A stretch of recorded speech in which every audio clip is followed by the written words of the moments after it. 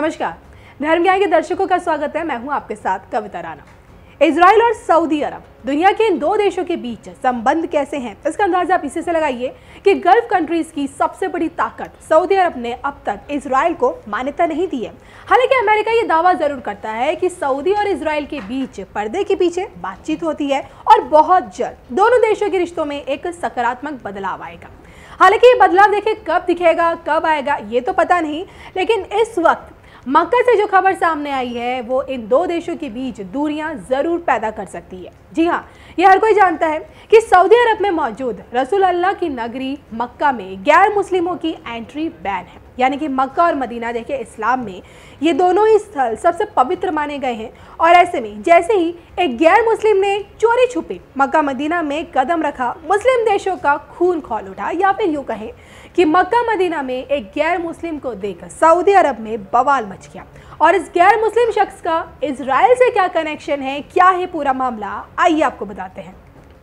दरअसल Mecca Medina में गैर मुस्लिमों की एंट्री पर सख्त पाबंदी है और इसके बावजूद एक इजरायली पत्रकार चोरी छुपे मक्का पहुंचने में कामयाब हुआ। अब देखिए स्क्रीन पर दिख रहे ये गैर मुस्लिम शख्स इजराइल में प्रसारित होने वाले चैनल 13 के पत्रकार हैं। तो जैसे ही टीवी पर देखिए इनकी मक्का यात्रा को लेकर एक रिपोर्ट प्रकाशित हुई, अरब जगत में बवाल मच गया। क्योंकि गौर करने वाली बात यह है कि वीडियो रिपोर्ट में चैनल के वर्ल्ड न्यूज़ एडिटर गिल तमारी कार से पूरा शहर वो घूम रहे हैं और मक्का की महत्वपूर्ण जगहों के बारे में वो बताते हुए भी दिख रहे हैं। अब वीडियो में ये साफ तौर पर देखा जा सकता है कि तमारी शहर का सबसे प्रसिद्ध जगह मक्का गेट से गुजरते हैं, जहां से मक्का शहर की सीमा शुरू होती है और यहाँ पर गैर मुस्लिमों का प्रवेश वर्जित है। और इसके अलावा पत्रकार तमारी माउंट अराफात पर सेल्फी भी लेते हैं, जहाँ पर हज के लिए बड़ी तादाद में हाजी इकट्ठे होते हैं। बस फिर क्या था, इजरायली पत्रकार की इसी हरकत पर लोग अपनी नाराजगी जाहिर कर रहे हैं। जो इन द हरम जैसे हैशटैग का अब इस्तेमाल करके लोग सोशल मीडिया पर इस पत्रकार की काफ़ी आलोचना भी कर रहे हैं। तो वहीं पत्रकार के इस दौरे को लेकर इजरायली समर्थकों ने भी इसकी निंदा की है। तो इजरायली पत्रकार की इस हरकत पर बाकायदा सऊदी अरब ने एक वीडियो जारी करते हुए हिब्रू भाषा में ये कहा है, इजराइल के मेरे प्यारे दोस्तों, आपका एक पत्रकार मक्का शहर में आता है और पूरा शहर घूमकर वीडियो बनाता है और आपका चैनल उसे प्रसारित भी करता है। आपको शर्म आनी चाहिए। यदि हम आपके पवित्र स्थल पर धोखे से आ जाएं तो कैसा लगेगा। आप लोगों ने इस्लाम धर्म का अपमान किया है। कई इजरायली लोग भी तमारी को नासमझ कह रहे हैं। हालांकि देखिए मामले को धूल पकड़ता देख चैनल 13 ने भले ही माफी तो मांग ली है, लेकिन अपने पत्रकार की तारीफ भी की है। जी हाँ, पत्रकार की मक्का यात्रा को उपलब्धि बताई है और ये भी कहा है कि इसका उद्देश्य मुस्लिमों की भावनाएं आहत करना नहीं था और अगर देखिए इससे किसी की भावनाएं आहत होती हैं तो हमें खेद है। लेकिन पत्रकारिता का सिद्धांत देखिए यही कहता है कि कहीं से भी घटनाओं का दस्तावेजीकरण किया जा सकता है। तो देखिए मक्का में गैर मुस्लिम पत्रकार की पत्रकारिता पर सऊदी अरब ने क्या कहा, इजराइल क्या बोला और न्यूज़ चैनल ने क्या जवाब दिया। तीनों पक्षों की बात हमने आपके सामने रखी। अब इस पूरे मामले को लेकर आपकी खुद की क्या राय है, कमेंट करके ज़रूर बताइए।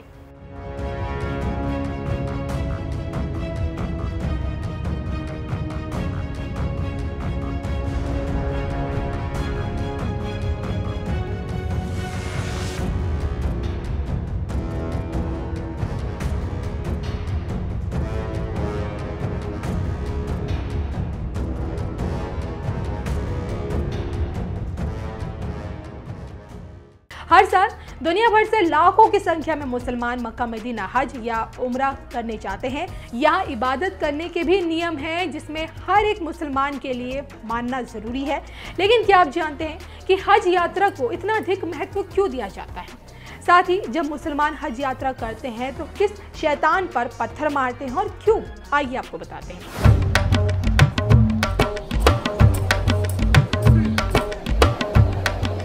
जो कि मक्का दुनिया के बीचों बीच मौजूद है और इसलिए चारों दिशाओं के मुसलमान हाजिर हूँ मैं हाजिर हूँ ये कहते हुए अल्लाह की मेहर पाने के लिए मक्का पहुँचते हैं। उनके दरबार में आकर यहाँ हज यात्रा करते हैं और हज यात्रा के दौरान किए जाने वाले कुछ ऐसे रस्म और रिवाज हैं जो हैरान करने वाले हैं। जी हाँ, इन्हीं में से एक है शैतान को पत्थर मारना। मुसलमानों के सबसे बड़े तीर्थ स्थल सऊदी अरब के पास मक्का के करीब स्थित रमीजा मारात में शैतान को पत्थर मारने की रस्म आज भी चली आ रही है। ऐसा माना जाता है कि इस रस्म को अदा किए बिना प्रत्येक यात्री की ये हज यात्रा अधूरी है। कहते हैं कि यहाँ शैतान को पत्थर मारने की रस्म 3 दिनों की होती है। अब सवाल ये उठता है कि आखिर शैतान को पत्थर क्यों मारा जाता है? तो इसके पीछे एक कहानी मिलती है।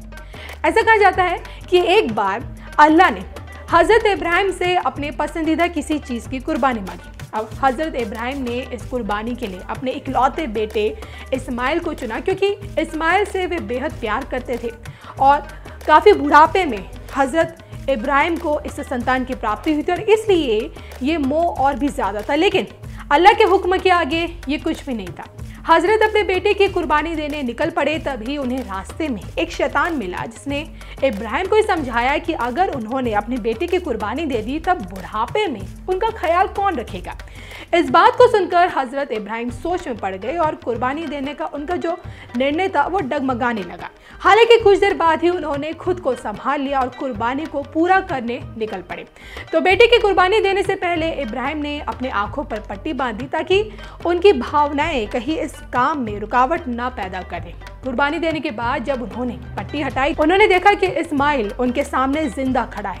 बेटे की जगह बेदी पर कटा हुआ मेमला या फिर बकरा पड़ा होता। तभी से इस मौके पर बकरे और मेमने की बलि देकर ईद का पर्व बड़े धूमधाम से और देखिए तब से चला आ रहा है। जहाँ तक रही पत्थर मारने की बात, तो इसके पीछे की वजह यह है कि इससे शैतान को लानत भेजी जाती है, क्योंकि उसने हजरत को बरगलाने की कोशिश की थी। तो इस्लामिक मान्यताओं के अनुसार हज पर गए मुसलमान रमीज माराज जाते हैं और जहाँ बड़े बड़े खंबे हैं और यही खंबे शैतान माने गए और जिन पर पत्थर मारकर उनको लानत भेजी जाती है और इस रस्म के साथ ही हज यात्रा पूरी होती है। तो हम इसे ऐसे कह सकते हैं कि जिस प्रकार भगवान भैरव के दर्शन बगैर माँ वैष्णो की यात्रा अधूरी मानी गई है, ठीक उसी तरह क्योंकि माता रानी ने भैरवनाथ को अपने से ऊंचा स्थान दिया, कहा जो भक्त मेरे दर्शन के बाद तुम्हारे दर्शन नहीं करेगा उसकी यात्रा पूरी नहीं होगी।